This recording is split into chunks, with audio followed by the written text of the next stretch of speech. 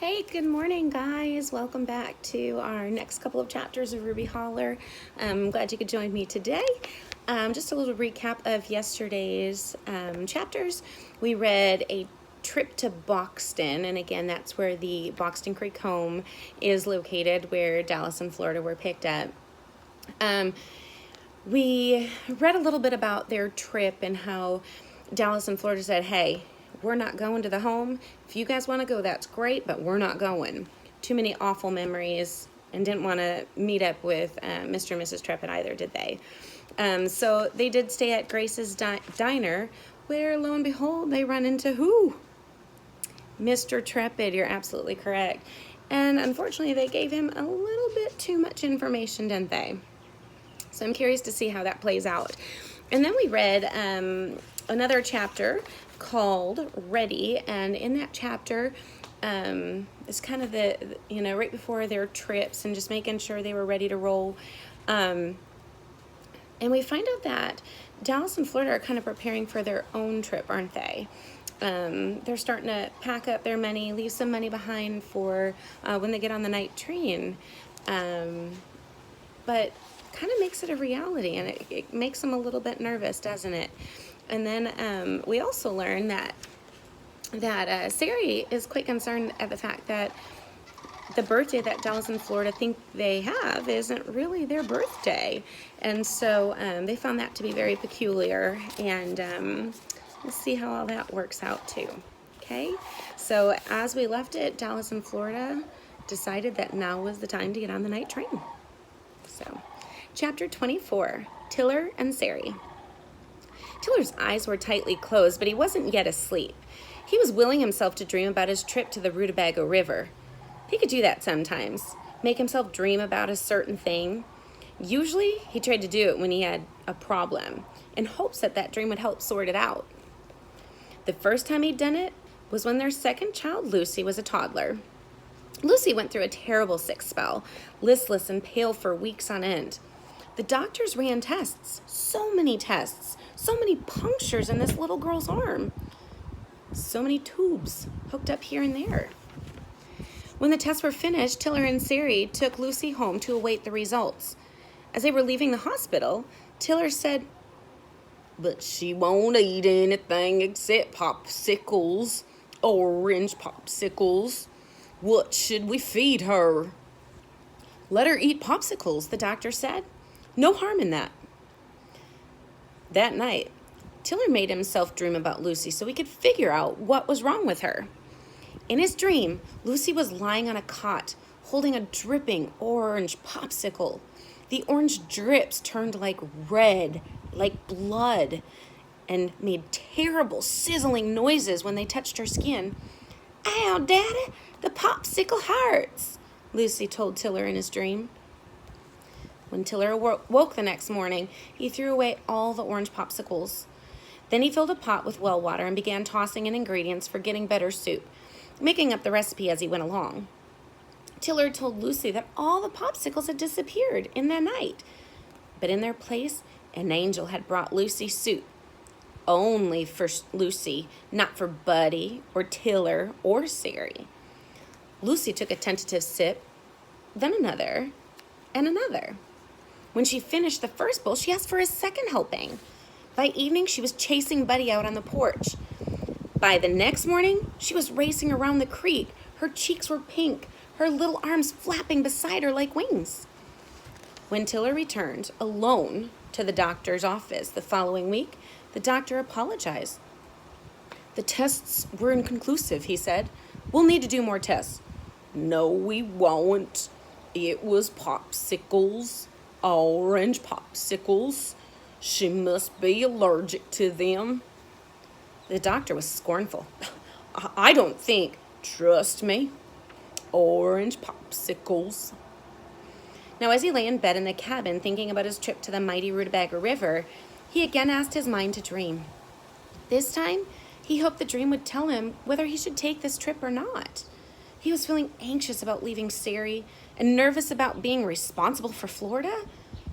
Would he have enough patience?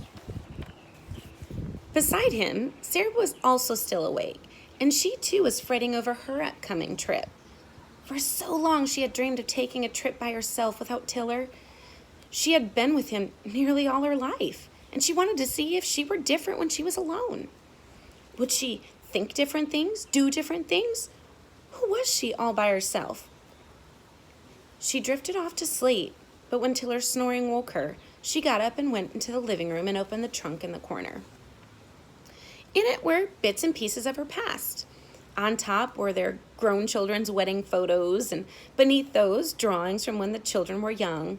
And farther down, she found a photo of herself when she was 19, standing in front of a cafe in New York City. Sari peered at her younger self, with her long dark hair and her smooth skin. She had gone to New York to attend college, so excited, so eager for all the sounds and the smells of the busy city. She'd been there for 2 weeks when Tiller appeared at the door. "I decided to come too. I missed you." "You can't. Go home." "Home? I want to be here with you. I'm going to get a job and..." "Not here, you aren't. Go home." She closed the door on him and stood there, angry at first, and then mortified at what she had just done. He had looked so stunned, standing there. A week later, a postcard came from Ruby Holler. On it, Tiller had written, "The maples are blazing rubies." The next week, another postcard. "The maples have turned to gold, and willow leaves float along the creek." On Tiller went like that, sending a postcard every week for the next 6 months, each with a note about what was happening in Ruby Holler. How the first snow sifted down, how an ice storm left millions of diamonds dazzling in the trees. Hundreds of little sentences about the place she had left, and nothing about himself. By spring, Sari had grown increasingly agitated by the loud noises of the city, with the screeching trucks and blaring horns and pounding jackhammers. The smells of the city, which had at first delighted her, began to assault her. Sausages and donuts, tar and urine, gasoline and sewage. When she received Tiller's postcard about the first purple crocuses springing up beside the creek and new leaves dangling like emeralds, she packed her bags and moved back to Ruby Holler. And there in the trunk in the cabin beneath the picture of Sari in New York City was a photo of Tiller and Sari on their wedding day. She looked closely at Tiller's smooth skin, that tall, straight back, that engaging grin. She stared at her younger self. "Who are you inside there?" she asked Sari in the photo. Sari closed the trunk. Maybe these trips they were planning were foolish. She crossed the room to the loft ladder, listening. Aside from Tiller's occasional snores, it was awfully quiet in the cabin tonight. Chapter 25, The Holler at Night. Ruby Holler at night can be an eerie, dark place full of shadows and silence, but both the shadows and the silence are deceptive. Out of the shadows dash creatures of all shapes and sizes. Swift diving bats and scurrying raccoons, fluttering moths and cunning bobcats. From the deepest silence erupt groans and howls, snorts and squawks, creaks and croaks. Paths which in daylight seem clearly trodden ways twist and turn in the night, looping back on themselves and vanishing into dense thickets. Out of nowhere, boulders loom, and fallen trees barricade the way. Roots and holes and swampy earth snare unsuspecting feet. Into this dark, dense maze stumbled Florida and Dallas. Barely 10 minutes from the cabin, they were tangled in a thicket. "What's this stupid bush doing here? It wasn't here before. What'd you go this way for?" "I must have got turned around. Oh, it sure is dark out here." "I've hardly seen anything so dark." "What about that cellar at the scary toothless lunatic's house?" "That trapdoor cellar with the lizards and the rats?" "Mighty dark. Mighty dark." Florida thrashed and kicked and tugged her way out of the thicket. She hated thinking about the scary toothless lunatic's house, But once it was in her mind, it raced around in there, bashing up against every bulging gray cell. When the scary toothless man, Mr. Dreep, and his thin, fidgety wife first came to the home, Dallas and Florida had instantly feared the man and tried their best to dissuade the couple from interest in them. "We're loud and messy, and clumsy klutzes." Mr. Dreep stared at them, while his wife's finger twirled nervously in her lap.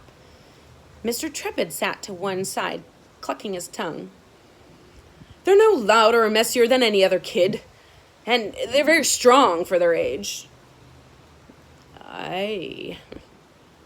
"We're stupid. I can't even read." "Of course she can read," Mr. Trepid said. "Can't. Try me. Give me any old thing. I bet you I can't read it." "It's true. She can't read. And me, heck. I can't remember hardly anything from one minute to the next. You tell me to do something and shoot, I'll forget what you said just before you finish saying it." But Dallas and Florida had been forced to go along with Mr. and Mrs. Dreep. And all the way to the Dreep's house, no one spoke in the car. And no one spoke until they'd pulled up in front of a falling down house with broken windows and a sagging porch and holes in the roof. "I'm not staying here." Mr. Dreep opened the back door and pulled Florida out. "Yes, you are." He turned to Mrs. Dreep, whose fingers were playing a little melody on her neck. "Okay," Mr. Dreep said to his wife. "You wanted kids, you got kids." They'd been inside for only a few minutes when Mr. Dreep said, "Got a well that needs digging. That's your job tomorrow." "You're kidding, right? People don't dig wells, machines do." "We don't have any machines," Mr. Dreep said. "We've got you two." "Sorry, sir, but we're not able to dig you a well." "Are you sassing me?" "Here's the first rule in my house. No sassing. You got that." Mr. Dreep lifted a trap door to the cellar and said, "Go on, have a look. There's some neat stuff down there." Dallas started down the ladder with Florida after him. The door closed over them and a lock clicked.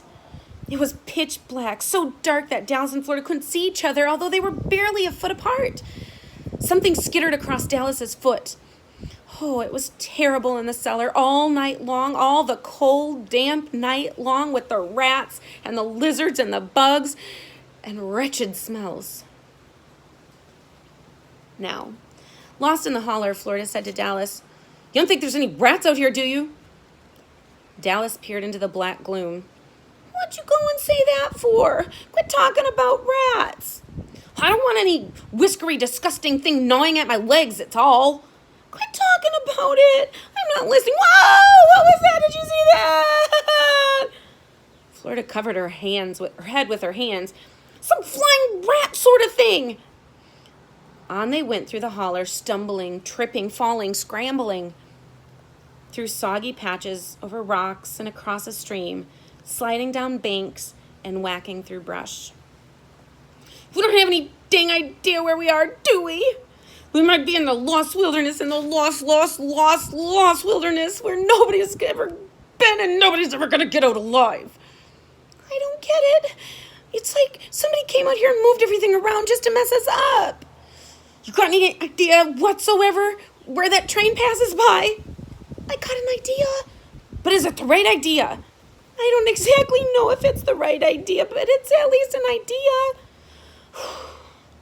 "Well, I think we ought to stop. We might be going in circles. We might be going to the lostest place ever. We might..." "Okay, we'll stop. We'll camp here. We've got sleeping bags, right? We'll just sleep a couple hours. Then when it's starting to get light just a wee bit, we'll know where we are." They spread their sleeping bags on the ground and hurried inside them. "Dallas, we're going to miss that night train, right?" "You got rocks under your sleeping bag? I've got rocks under mine." Dallas stared up into the blackness overhead. "I guess we might miss that train tonight, but that's okay. We'll just get on one tomorrow." "I wish we could zip these things right over our heads. I wish there wasn't this hole at the top. Any old rat thing could crawl inside. Oh, not listening. An hour later, Dallas said, stupid rocks, I can't sleep. You asleep, Florida? No, things are crawling around my head. Let's talk about something. Keep our minds off the rocks and the crawly things. Tell me about your river journey. What did you and Tiller plan?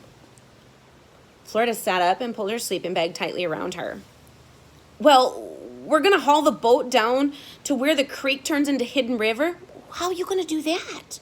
Tiller knows some guy with a trailer. And then what? You put it in the river and off you go, paddling or rowing or what? Paddling? What? Paddling like crazy day or night? Nah. The current would mostly take us down the river, and then we get that little motor in case we get tired or in case we run into trouble somewhere. What kind of trouble? I don't know. That's just what Tiller said. Maybe some big calm stretch, or maybe if we both broke our arms or something. Dallas had climbed out of his sleeping bag and was picking rocks out of the dirt and sailing them into the brush. So on down the river you go, and then what? How do you know where you're going? It's a river. It just goes.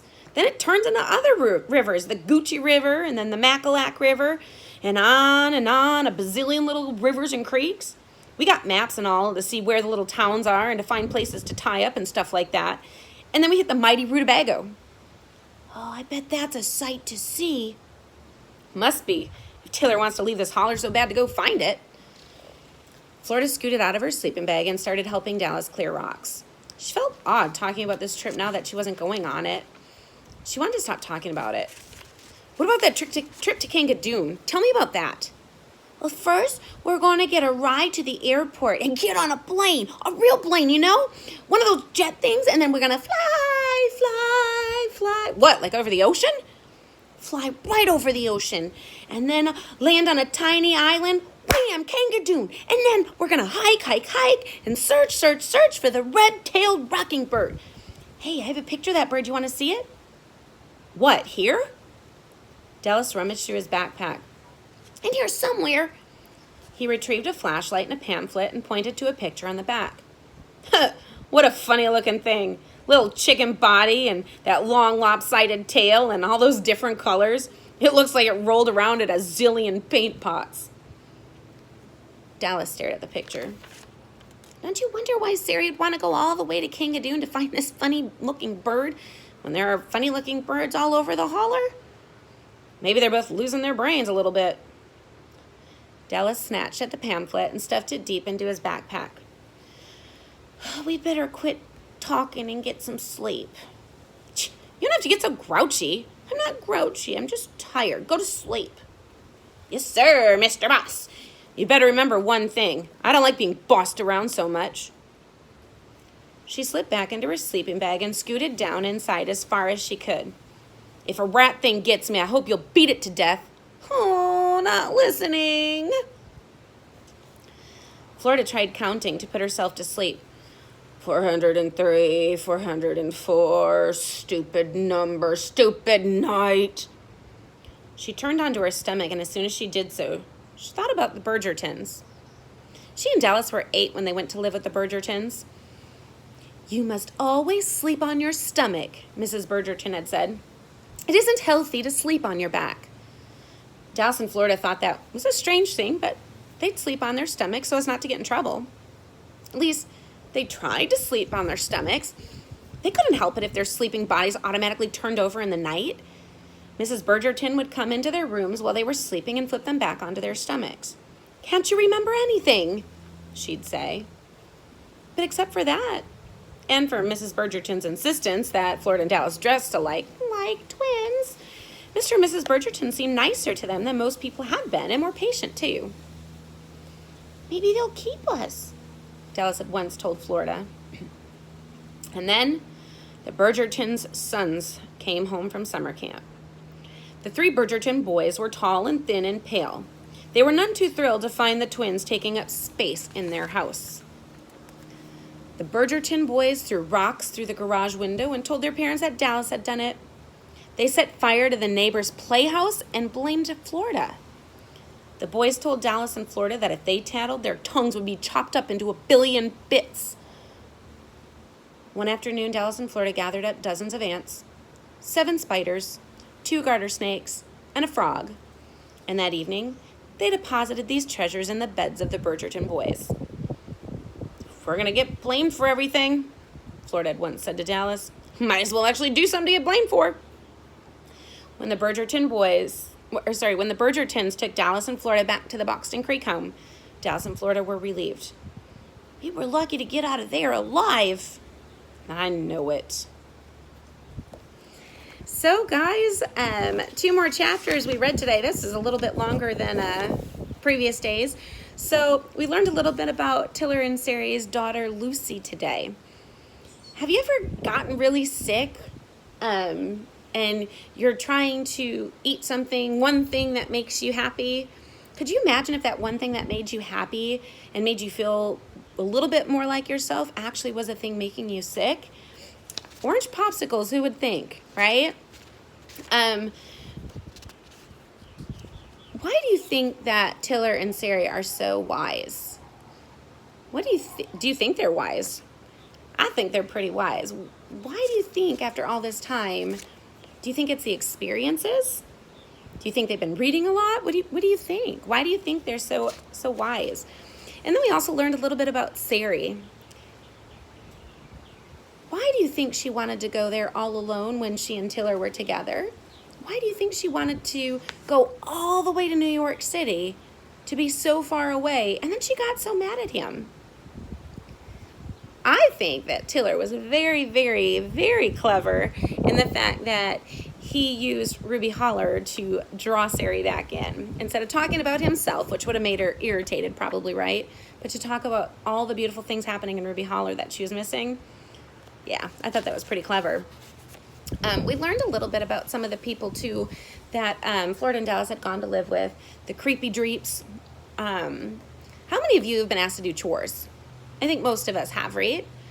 Could you imagine being asked to dig a well? Like a huge 30-foot hole in the ground for a well? And you're, what, 8, 9, 10 years old? I couldn't imagine. And then when you say no, because you know that you physically can't do it, you get thrown into a cellar underground in the dark, dark cellar. That'd be very, very scary. I think these two have done very well considering some of their past. And then with them getting lost, do you think they deserved it? Do you think that they deserve to get lost because of leaving Sary and Tiller's home?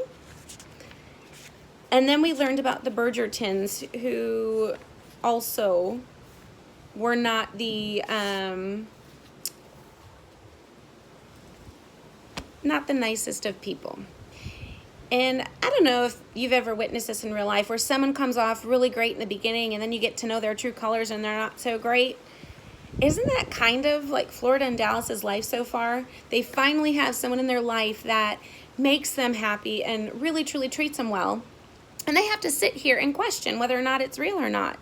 It makes me sad. I don't know if it does for you guys, but it makes me sad that they have to live a life where they're questioning someone's characteristics, right?